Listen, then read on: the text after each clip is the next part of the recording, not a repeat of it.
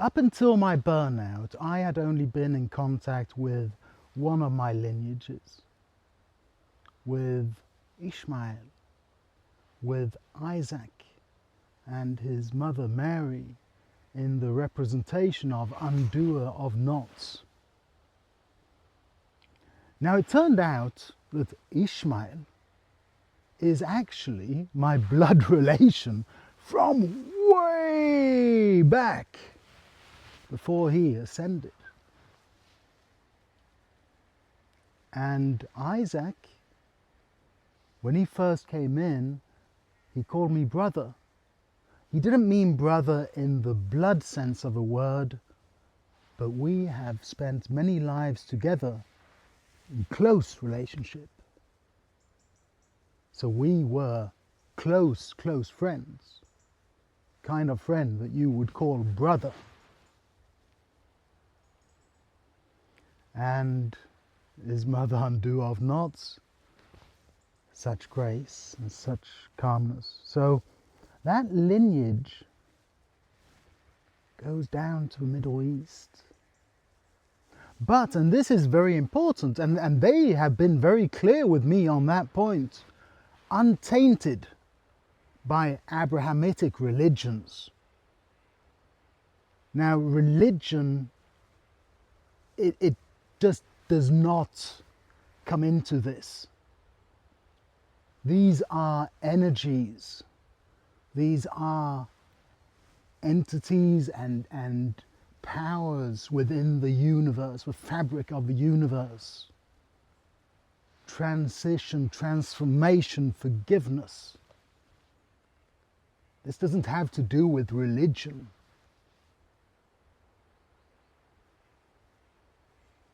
So I knew of one lineage. Now, coming into the burnout, I was really desperate for help. And I have a friend, a close friend.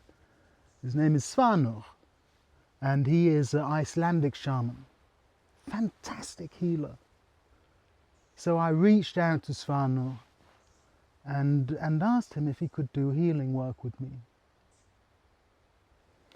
And in one of the healing sessions, he came back to me and he said, Daniel, you have the energy of wolf. You have wolf energy.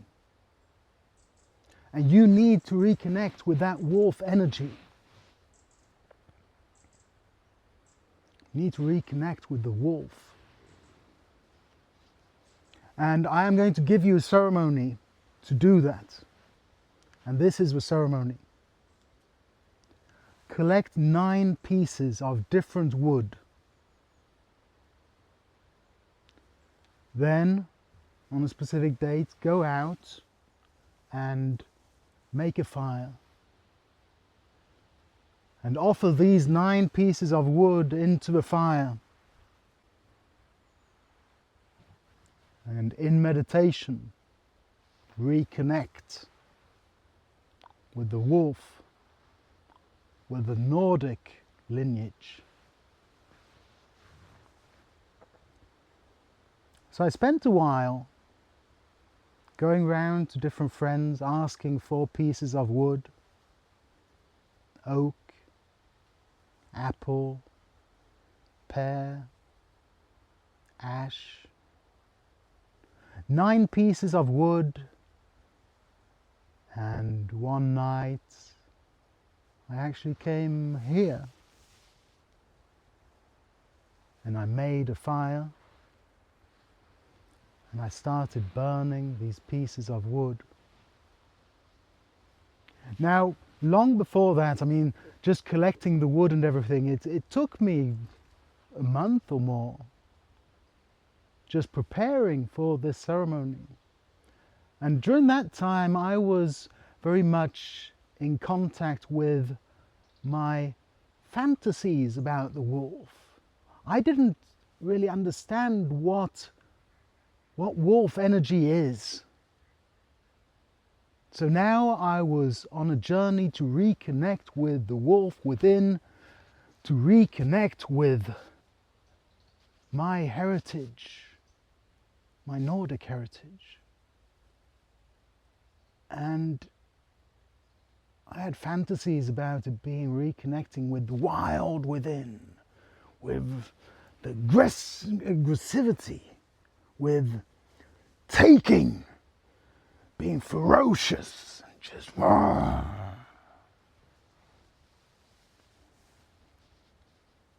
And I'm not going to say that that is not the wolf, but that was not the lesson at all. But those were the kinds of fantasies that I was entertaining going into this ceremony. But there I was, in the pitch black of night, feeding the fire with 9 pieces of wood from close friends.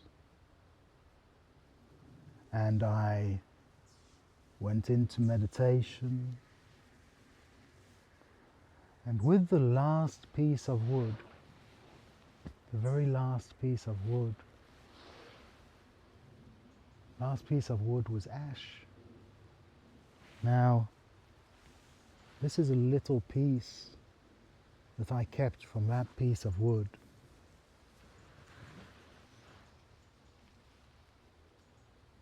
With that last piece of wood, ash began speaking to me.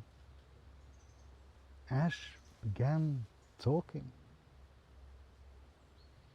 And ash has been here so much longer than we have. And it told me, it explained, a long time ago, man and nature lived in cooperation. Man was so fragile, man was so fragile that there was no other way for man to survive than to cooperate among each other, but also cooperate with the surroundings around her. Without cooperation, man would have died. Now, some people fantasize and think that the early days of man were all about domination and hierarchy and things like that within the group, and that isn't so, Ash told me. What was more prevalent than any other trait was cooperation. And that cooperation didn't just exist within the group. It existed over species barriers.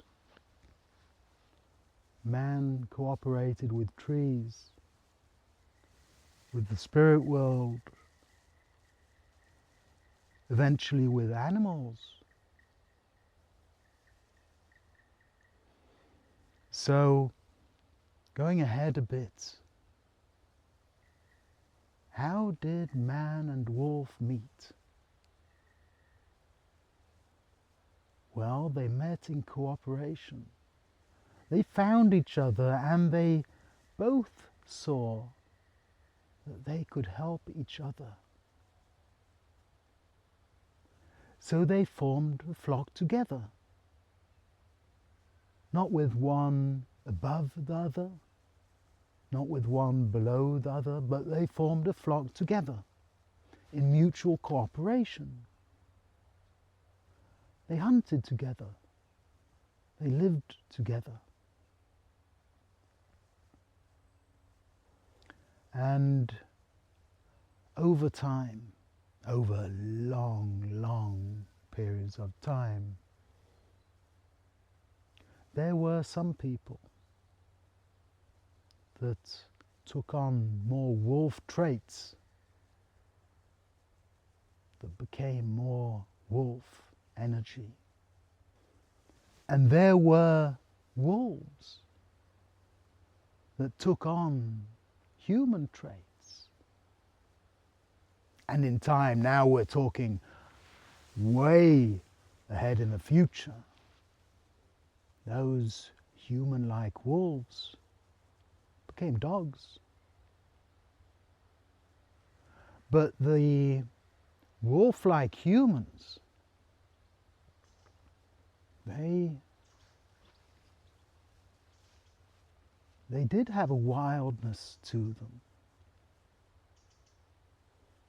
And there I interrupted in Ash's storytelling, and I just said, like the Ulvedin in Viking times. And Ash kind of laughs and said, yes, like Ulvedin. But, Daniel, now you are really jumping way ahead in the story. Because let me tell you something. From where you are now, you often look back and you think 1,000 years ago, the Viking Age, now they must have been so connected with nature around them. They must have been so much in contact. But let me tell you, Daniel, they were almost as disconnected as you are today. They were not in connection with nature anymore. That connection was mainly broken when man moved from being a hunter-gatherer to being a farmer. Because in that moment, man, here in the masculine form, started trying to dominate the space around him. Man started to dominate his peers, started building hierarchies, starting introducing ownership. Ownership over animals, domesticating them. Ownership over what was once wolf, domesticating it. Ownership over other people. Ownership over his own sister. He placed everything and everyone under his hubris, under his ownership. That is the real disconnection when man left nature.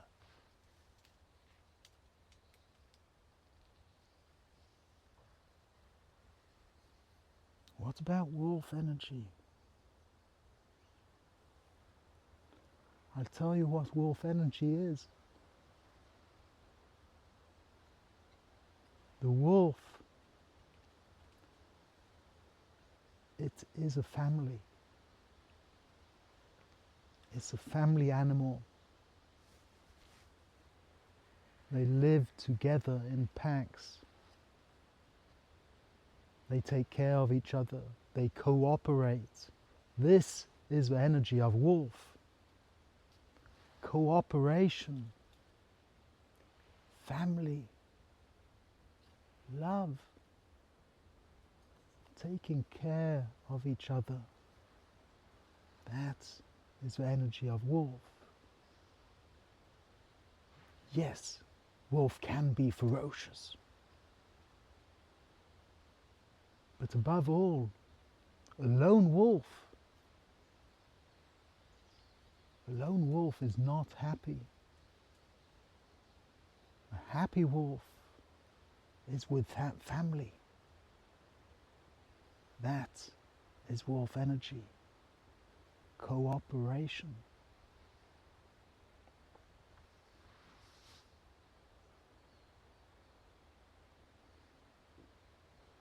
As the ceremony was winding down, this was in the dead of night, it was all dark around me. I could only see a meter or two beyond the fire. And all of a sudden, the badger came running straight up to me. Straight up to me. It was just by my leg. and looked at me, and it took off because it got scared, of course. And it scared the shit out of me too. That was my first encounter with Badger, which is also a bearer of love, but also of strength, protecting oneself, hardiness. Coming out of that energy, I was in awe. All of my fantasies about what it meant to have wolf energy, they were just, it just dissipated. Because they were all wrong. Wolf energy is about cooperation, about family, about togetherness. That is wolf energy.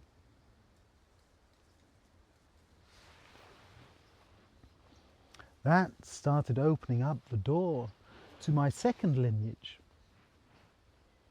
Now my second lineage is Nordic, and it goes back to the roots of the Nordic. Now in spiritual circles around me, people that have a feeling of a Nordic lineage, this is me just looking at it from outside, so take it for what it is, but it often kind of gets translated into some kind of Viking thing.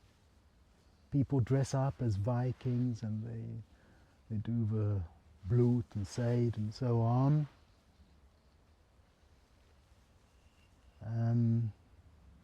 And looking at that from outside, I sometimes get the feeling that it's kind of Viking cosplay. Even if I've been in those circles, it just feels it's not, as I said, what Ash told me. At that time, the Viking Age, it seemed so far away for us, and we think that they were in contact with nature, but that contact was broken.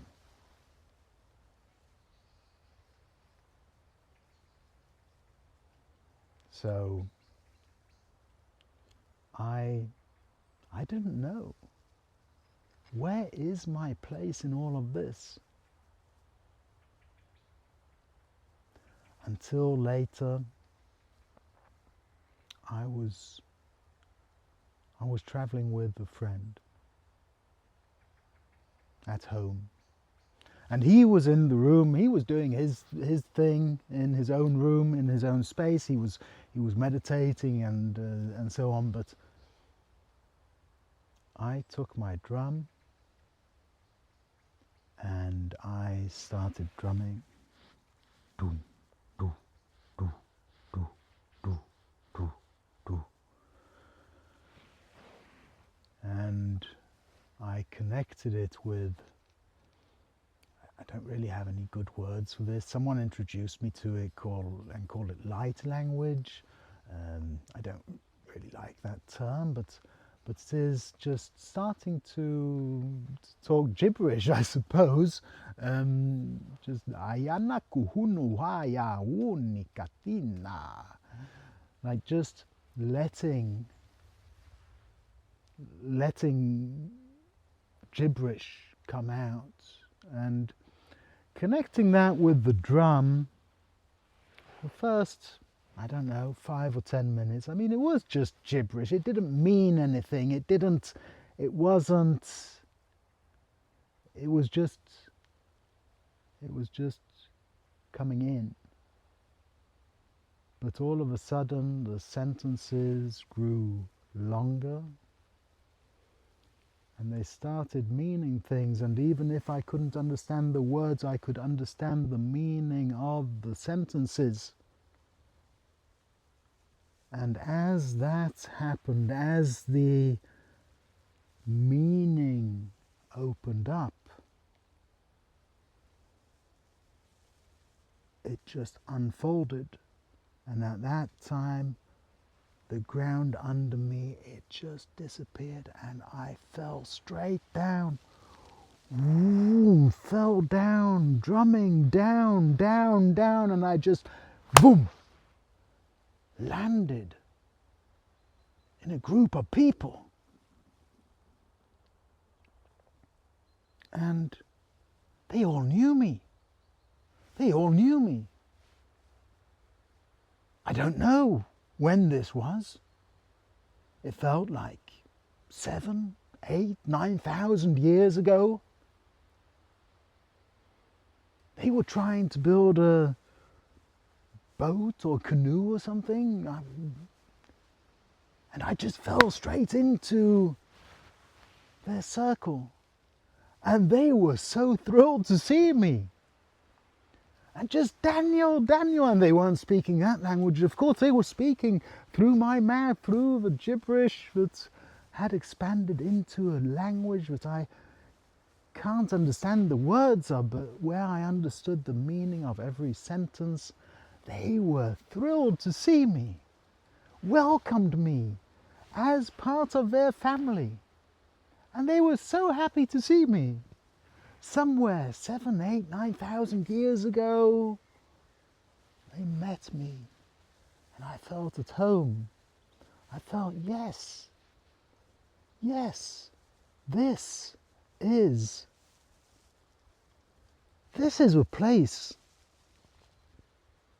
that I have been longing for, that I have been wondering, where does this lineage lead? Where do these roots lead? They lead here. They lead far back into times when we weren't trying to dominate each other, when we weren't trying to own each other, when we were all about cooperation, when we were all about family and helping each other thrive.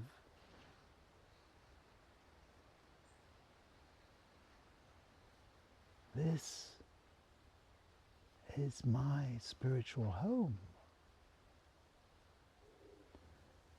And in this meeting it was so wonderful, and I was still drumming, and the words were just coming out of my mouth, and it was Yanakuya Kanahunuaha Wanaka. Now I am just making it up. It sounded nothing like that, but everything like that. And I was drumming and I understood how happy we all were to meet up again. Family. And I drummed, and all of a sudden, the ground under me, it just vanished again. And I went falling down, drumming down, falling, until I just, boom, in the next space. And this space was totally different. It was more of a void. It was more of a void, and it was me. And before me was a plan laid out, and around were the ancient ones. That was the feeling. They didn't introduce themselves as such, but that was definitely the energy they had. The ancient ones. And they started speaking to me. This was no longer a conversation. They started speaking to me about the plans that they have laid up for me, about my life path, about what I am to accomplish. And they were telling me all about it. Aya kukunaya, shia duku. It sounded nothing like that, but it sounded everything like that. the voice was totally different. There was a bass to it, like the universe speaking. There was a beginning coming into existence, drifting into existence, particles just coming together, starting to form meaning and materia, just forming. And in the other end, it was all woven out into future tapestry of everything wonderful planned to come, of all the dreams coming into being, and the realization of this entire existence. And in the middle, the now, the actual, in the moment process of creation. Fire, the wind, the earth, water.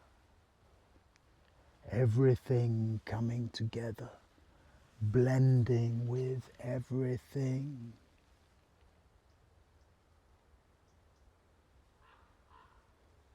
They were three. They were three. One on that side coming in, one on that side sending out, and one here. And anyone knowledgeable about Nordic traditions will know who that was, the ancient ones. And then all of a sudden as the ground had opened below my feet, I was just sucked up. I was sucked up, and I was still drumming, and I was just sucked up to the place where I was with my family 9,000 years ago. And they, on the other hand, they were absolutely flabbergasted. They were going, "Daniel, what the hell? You were down with the ancient ones? You were you were down with the ancient ones? How? How on earth did you travel to the ancient ones?" They were more excited than I was, and I was shaking with this experience, and they were shaken by the entire thing. How in earth did you come all the way down to the ancient ones? In the roots, below the roots. No one travels there. No one is invited there. How? And we didn't get any further in that question, because again I was sucked up, and I landed back in my living room with a drum in my hand and the gibberish just slipping out,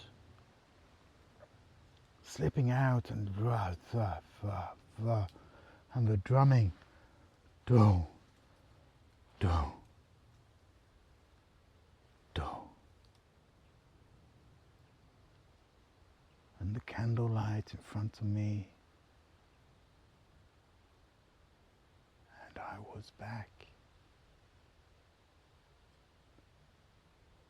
I was back after having met the ancient ones and having had them show me my path, my plan, show me what they had already decided to do with my life what they had cooked up for me.